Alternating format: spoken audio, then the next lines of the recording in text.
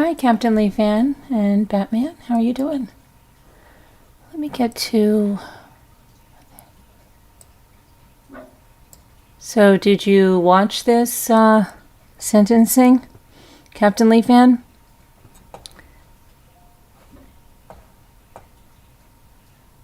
You're driving, you will be listening. Okay. All right. I know it's, well, again, short notice, but seems to be what I'm doing lately. Either of my own, fault or YouTube's fault. Hi, Al. And so we'll give people a minute here to come on in. Charlie and at least his mom had the same color on yesterday. Both the blue, both had the thermal, or what appears to be a thermal on underneath that. And Charlie really, well, there's a lot of gray in his beard. I guess he can't get that just for men over there in the, hi Lisa, how are you? In the jail. And he looks bad. I don't know if that's a lot of hair product in his hair, or he looks like he's really, you can see it. His mother too. And when you think of that, they could be living their best life. So could Dan Markel. Had they just, not conspired, not embarked on a murder for hire of his former brother-in-law, his sister's ex-husband, the father of his nephews. Had they just decided to do what most people do in a divorce or things in a matter of the family. Yeah, maybe it sucks. Maybe you don't like the person. Maybe whatever. But you don't sit there and conspire to kill them and think that you're just above the law or arrogant enough that you're going to get away with it, or that he knows people on the other sides of the tracks and he knows the criminal element there in South Florida, etc. Right? So but you just can't help but shake your head and think that these people had advantages and money and privilege, and they just flushed all of it away because they let all of that get to their head so badly. They believed they were in possession of superpowers, if you will, that would let them evade the law, let them go above the law, let them take the law in their own hands and get rid of whoever they want. And, Wendy wants to move to South Florida. Her husband doesn't want her to. Well, we'll show him, right? Gibbers, as Donna called him on the... well, that's what he said. I maintain my innocence was the only thing that Charlie said at the sentencing. And he looks back to look at the gallery. Do you think Wendy was sitting in the gallery? No. Harvey? Mama's not there. Mama's in jail. He just came from where Mama is. He has to know that. I can't help but think they were sitting in, I think they were sitting in the same chair, weren't they? And I just thought his mother was I'll touch the arms and then you can rub your hand on them, and that will be the way, we can leave a message for each other. I don't know. It was just surreal, right? How far they've fallen. But ultimately, Dan Markel was killed, and he didn't have the opportunity to live to an old man here on this earth. He didn't have the opportunity to be a father here on this earth to his sons in the way that he wanted to be. And that was all taken from him because of these people that just decided to, get rid of him. It was a hassle dealing with him. So we're going to get rid of him, get him out of the picture. The thing that I really am very, very upset about is that the victim's impact statement was Dan Markel's father, but what happened was the audio on it was terrible, and you literally got a glimpse of him through the prosecutor's laptop screen. I was watching on a Tallahassee station. I'm not sure if it was different anywhere else. I don't imagine it was. And I think how terrible that is, Their voice can't really even be heard clearly because, hi K-Rox, hi Buckann, their voice can't even be heard clearly when they're giving their victim's impact statement. And that's terrible. It really is. And if I remember correctly, in another trial, his mother gave a victim's impact statement. She came up to the podium, and I remember being very upset because they interrupted her. Back then, my videos are still here. You can hear what I said about it, but I thought it was terrible that they were interrupting her in the middle of her victim's impact statement in one of the other trials, and it was just horrendous that the father could not be heard today. And the audio, like I said, I was watching on a Tallahassee station. It was terrible, and you just barely got a glimpse of him through the laptop screen. And then he said something else later on. I don't know what that was, and then he walked away. But yeah, that was terrible. You couldn't hear it either, Lisa? Okay. Were you watching on a different channel other than the Tallahassee channel? Because I'm just wondering if anybody else had, who might have been in the Zoom, just had a better feed or like broadcast the Zoom. I don't know. But it was terrible that they couldn't be heard. Anyway, Charlie there, he was sentenced to life with no possibility of parole, and it was they took his fingerprints. Let me tell you what it was on the other. I just want to get on the other counts there. Pull this up because I want to make sure that everything is done.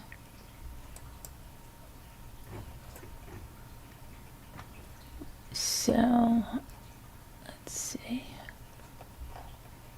He was sentenced to life in prison without parole over this murder for hire. And let's see.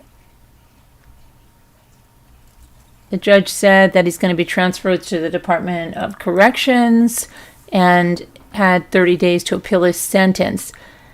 Now, what I found was really crazy is that the judge, did anybody find that the judge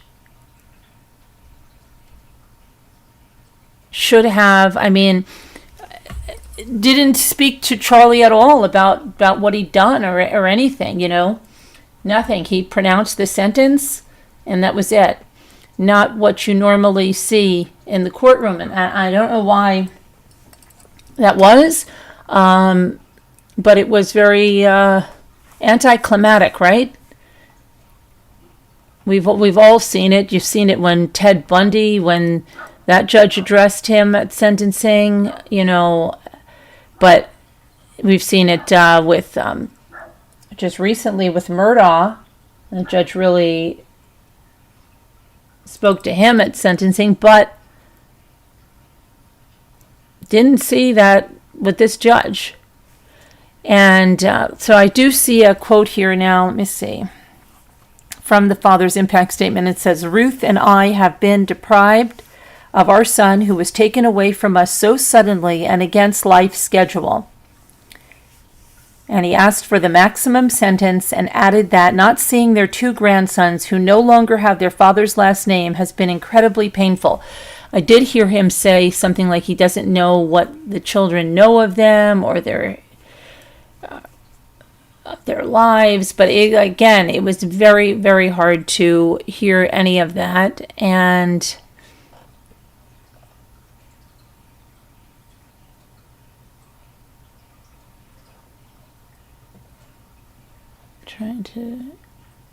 so 30 years. In addition, he was sentenced to 30 years in prison to be served consecutively on the conspiracy to commit first-degree murder and solicitation charges.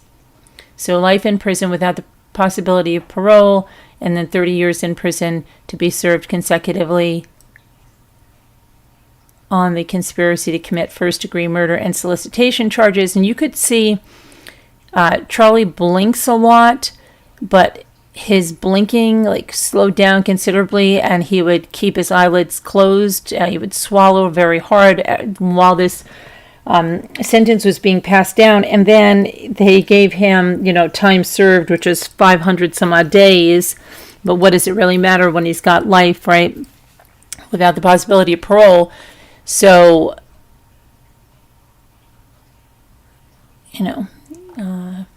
just craziness there. And what was the other thing I was going to... So let me tell you about something else.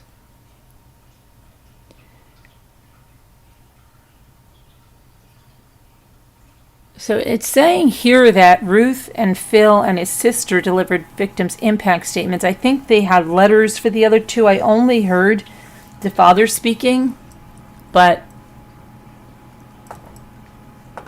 So their letters were not read if they were delivered to the court. Again, kind of not so cool, right? Let me see if there's any other... I'm just wondering if there's another feed somewhere of these victims' impact statements that perhaps...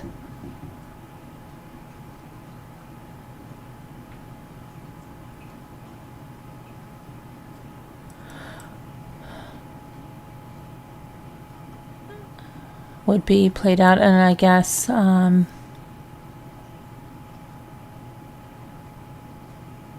here's another quote from the father's impact statement saying, "The Adelson family, in particular Charlie Adelson, has been a major cause of our heartbreak and the murder of our son Danny and the loss of our two grandsons.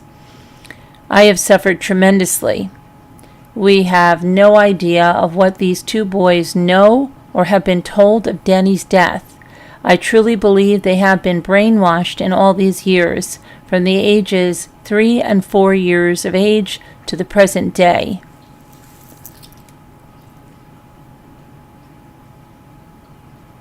That is a shame. Really, you think with a mother like... a grandmother like Wendy and a family that hires someone to murder their father, that they haven't been brainwashed, right? Crazy.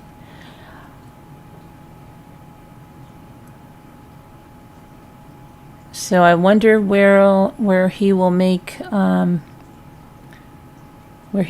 his new home, in which prison. And let me see if there's anything about where he's going to be going to prison, right? See what any of you are saying.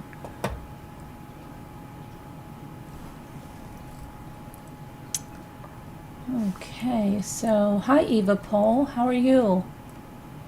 Hi Chris Ree, how are you? Okay.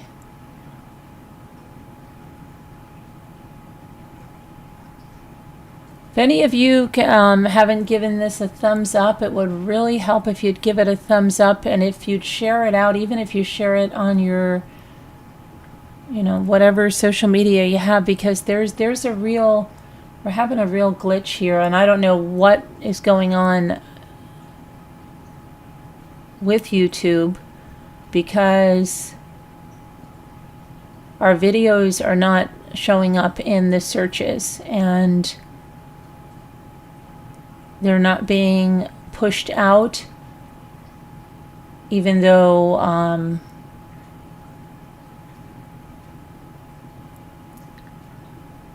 there are cases that we cover, things that we cover. There's something our own regulars aren't even getting notifications. So it's something that we're trying to fix here in YouTube. But if you're able to give it a thumbs up, if you're able to share it out, that would really, really help. It's not just us that it's happening to. So there's some issues here, but would really appreciate your help there. And let me just see, what was I going to see about Charlie's? Where is he going, right?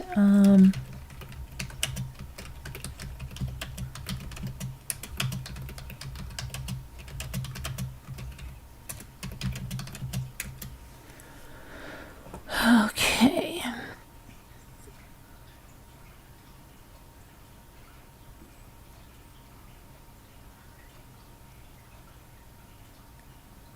Now, for safety reasons, they're not going to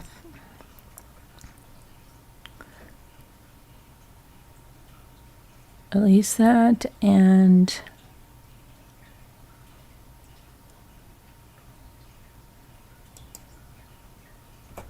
let's see here.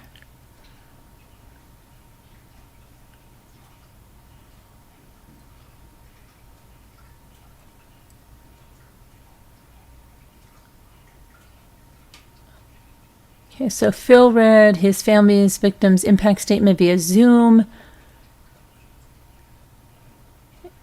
He began by recounting Dan's birth, and I did hear a little bit of that at 10 pounds. An experience Phil was lucky to be witness to, and I quote him saying, "My son had incredible intelligence, energy, and warmth. He loved to socialize, dance, cook, entertain, and play sports, and dedicated himself wholeheartedly to everything he did." He said Dan's desire of improvement and commitment to excellence was a defining characteristic of his short life. And he commended Dan on becoming an influential legal scholar and full tenured law professor, which was highly unusual at his age. And another quote from that: "Danny's marriage produced two boys, Benjamin and Lincoln, who were his absolute world and the love of his life. Dan arranged his entire life around these two boys," and shared how Dan would even meet his sons for breakfast at preschool, sit in their circle, and read and tell stories there.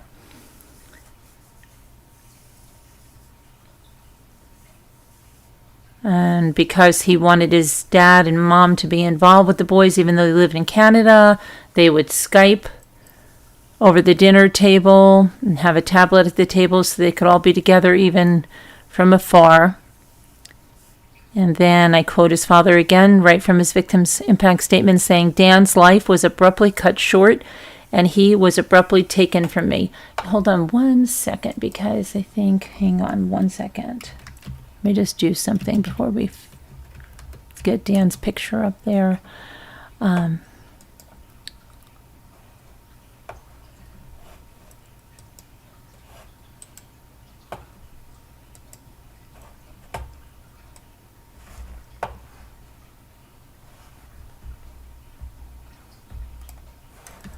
That's better.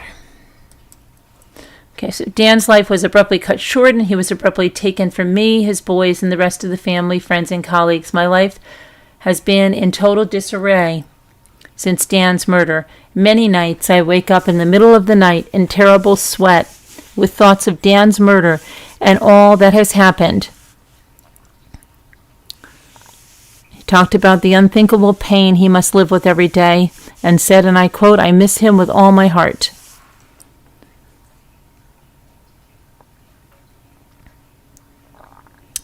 And then, again, another quote: Danny is never coming back. We continue to hope and pray for justice and a return to normalcy of playing a role in the lives of our 2 grandsons. We still do not have a meaningful relationship with them. Visits are limited and very controlled. For 6 years, we were denied any and all visits with the boys. Not only have I lost my son, but I have effectively lost 2 of my grandkids as well. Even their family names have been changed from Markel to Adelson.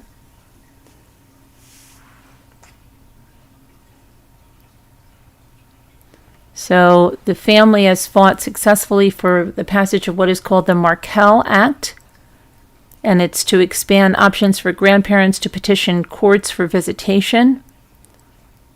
But the father said, and I quote, "Our relationship with Ben and Lincoln has not been materially improved. In my opinion, Wendy was focused on improving her public image through and after the passage of the bill and has only extended invitations to satisfy her ability to publicly claim a repaired connection."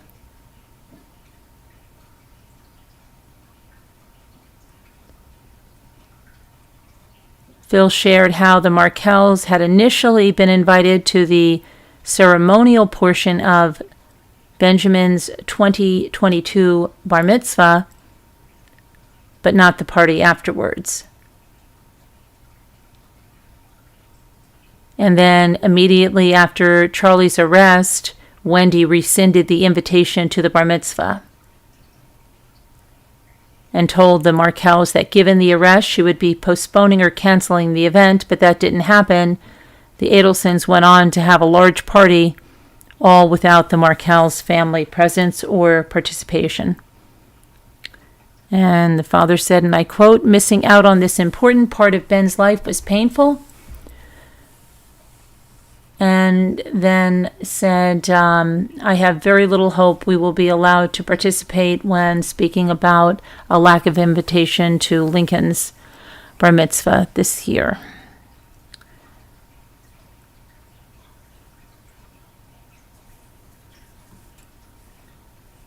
Beyond the...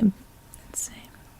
Phil then said that Ben and Lincoln must go through their lives without their father, who loved them with all his being, and that the 2 boys have been deprived of Dan's entire family. "I truly believe they have been brainwashed." I quote again, "Both Ruth and I are approaching 80 years of age. The wheels of justice turn very slowly, but so far we are grateful they are still turning. The Adelson family, in particular Charlie Adelson, has been a major part of our heartbreak, the loss of Danny and our 2 grandsons. We ask for the maximum sentence. Thank you. Today is a good day."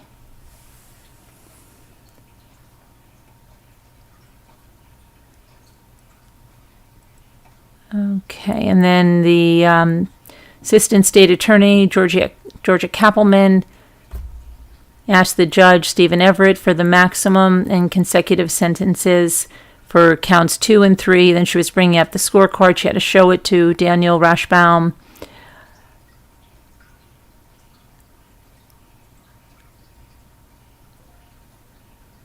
And he said, "We understand the situation. We ask that the counts be brought concurrently." That's not what happened. He was sentenced consecutive. And really, the judge said, and I quote, "I am going to adjudicate you guilty of all 3 at this time. You are sentenced to life imprisonment without the possibility of release or parole, followed by consecutive maximum sentences of 30 years for solicitation and 30 years for conspiracy."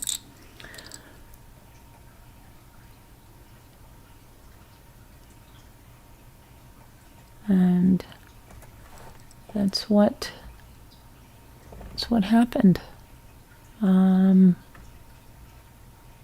So Hey, thank you, Lisa Hobbs. And I know you've been a member for way more than 9 months. I remember the mishap there. Thank you for being a Deputy Rambler. Appreciate that. And someone else there. I don't have a name. Why don't I have a name on that? I see a member, a Rambler VIP. But I don't have a name on that.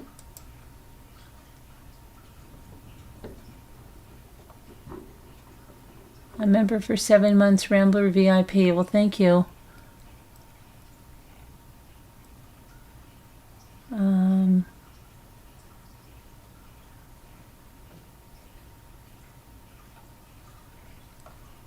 So, anyway, yeah, that's all that's going on with that. That's done now, and we will see you later. Yeah, but if you could please hit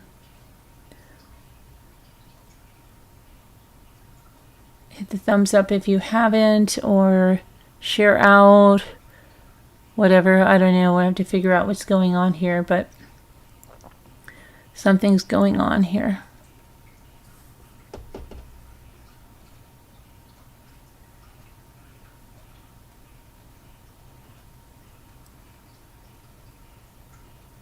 Oh, it's you? Okay. I don't know why it doesn't have your name on it. If you missed our show last night, I divided it into chapters. Jeff H. came on, spoke a little bit about the Idaho 4, some things that are happening over there and that have happened to him personally on YouTube in the last year. And then I did some watercolor at the end, and we played the word game. But before that, went over Gabby Petito's family's lawsuit and the response from Stephen Bertolino. And beyond that, in the beginning, we went over the new filings in the Maya case and didn't get all the way through them. We'll see. We may finish that tonight, or I don't know if something else comes up. But, okay.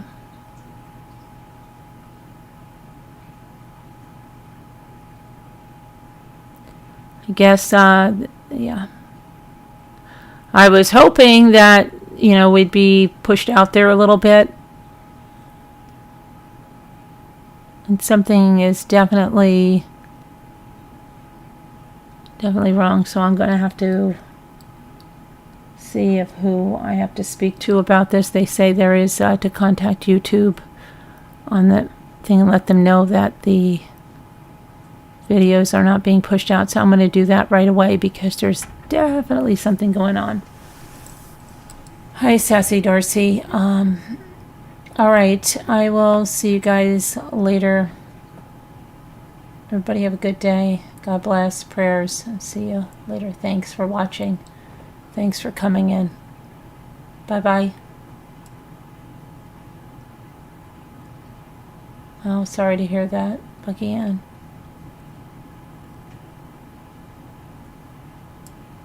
Bye-bye, everybody. Thank you.